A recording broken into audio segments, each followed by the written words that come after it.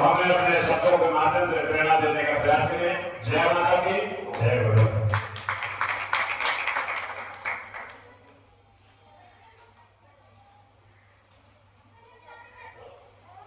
बोलो जगत जननी मेरे महाराज की जय। युग वंदनीय परम पूज्य विकास श्री शक्ति पुत्र जी सद्गुरुदेव भगवान की जय। क्या बात है। कई कई लोग मैं आया हूं या और कोई कारण है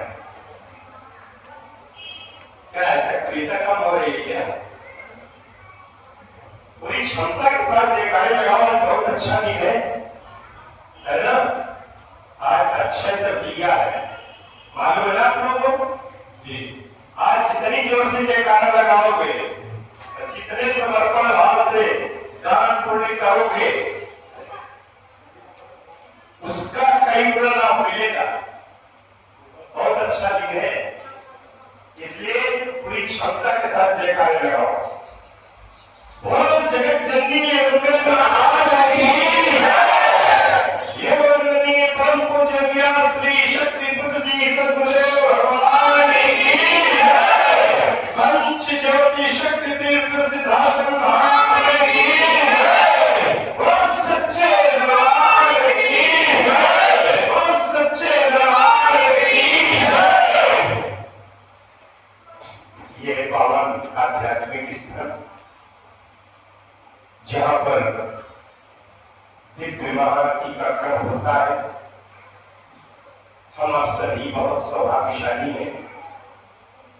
मेरे सभी आत्मीय गुरु भाइयों, गुरु बहनों, मां के भक्तों, ये पल बड़े सौभाग्य से मिलते हैं। और आज तो मैंने कहा ना कि अक्षय तृतीया है। आज का दिन ही पूरा होता है। दान पुण्य करो, धर्म करो, जितना ज्यादा से ज्यादा हो सके। आज गुरुवर की विचारधारा पर अधिक से अधिक चलने का प्रयास करो।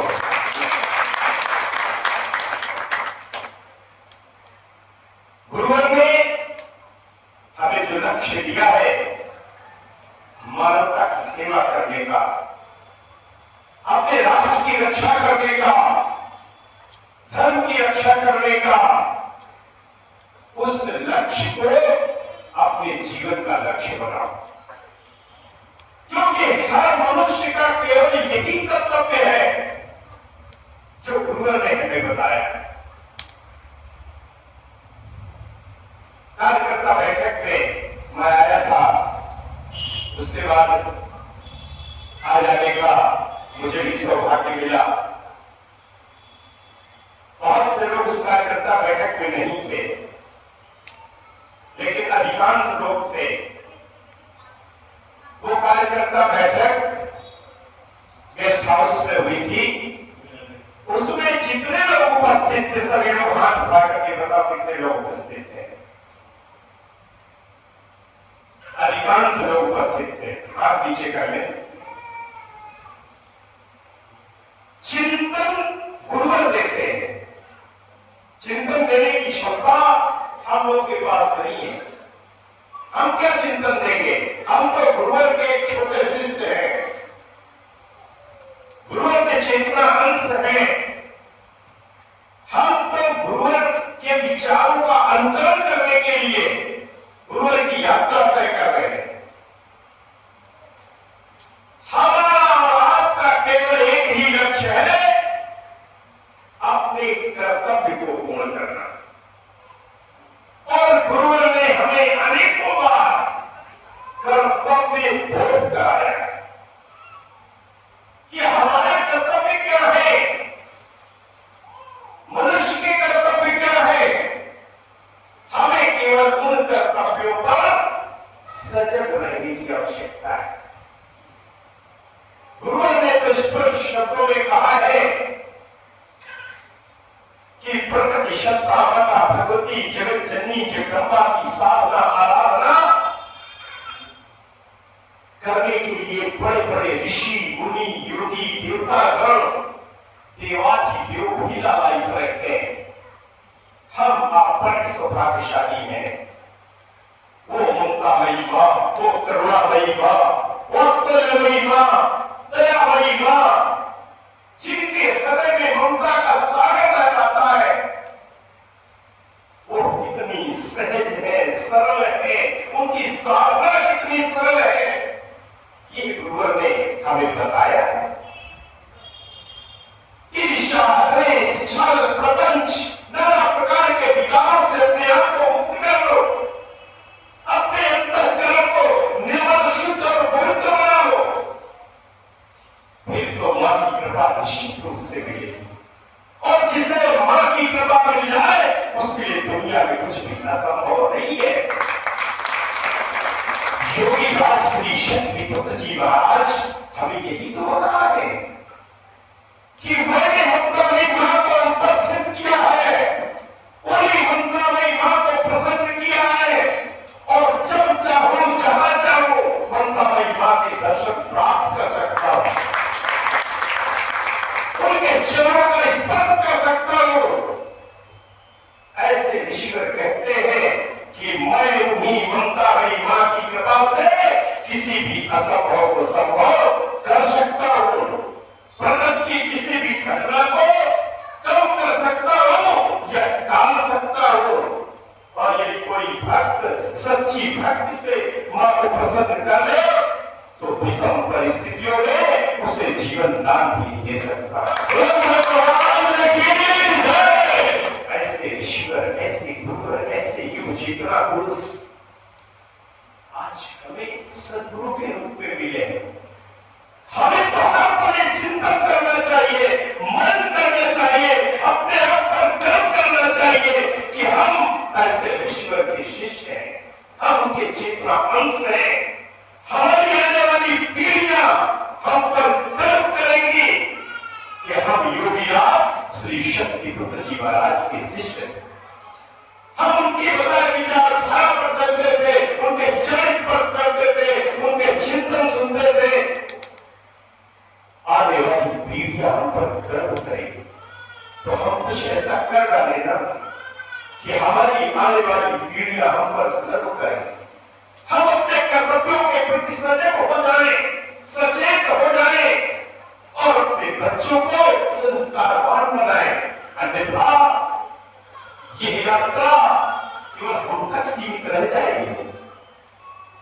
अपने बच्चों को संस्कारवान बनाओ, अपनी आने वाली पीढ़ियों को संस्कारवान बनाओ। क्यों? क्योंकि ये सुनिश्चित है कि जो गुरु ने कहा है वह 100% सुनिश्चित है। गुरु ने कहा है कि मैं युग परिवर्तन करने आया हूं और युग परिवर्तन करके ही जाऊंगा, इसमें किसी प्रकार का संदेह नहीं है। तो हमें अपने गुरुवर की विचारधारा और अपने गुरुवर के वचनों पर पूर्ण रूप से निष्ठा, विश्वास और समर्पण होना चाहिए। हम बच्चों को कुछ दे सके न दे सके, हम उनके लिए कुछ कर सके या न कर सके, लेकिन उनको संस्कार की पूंजी अगर दे देंगे तो गुरुवर ने कहा है कि संस्कारवान व्यक्ति कभी रोटी, कपड़ा और मकान का मोहताज नहीं रहेगा। नशा नाश की जड़ है। आज समाज पता क्यों चला रहा है? छोटे छोटे बच्चे नशे के आदी बन रहे। ये समाज कैसे सुधरेगा? यह जिम्मेदारी गुरुवर ने हमको और आपको प्रदान की है। इस समाज का सुधार करो, समाज के बीच में जाओ। मानवता तड़प रही है, मानवता करा रही है, उन्हें बात बताओ, उन्हें गुरुवर की विचारधारा बताओ, उन्हें माता भगवती के पावन चरणों में बैठने का ज्ञान कराओ। परिवर्तन सुनिश्चित होगा। इसलिए हमें अपने कर्तव्यों के प्रति सचेत होने की आवश्यकता है। बनना है तो वट वृक्ष बनो, लोगों को छाया प्रदान करो। खजूर बनने से कुछ नहीं होगा। आपने सुना भी होगा कि बाप हुआ तो क्या हुआ। जैसे पेड़ खजूर पंछी को छाया नहीं, फल लगे खजूर, तो ऐसा बनने की आवश्यकता नहीं। बनो तो वट वृक्ष बनो। स्वयं मंत्रामयी मां की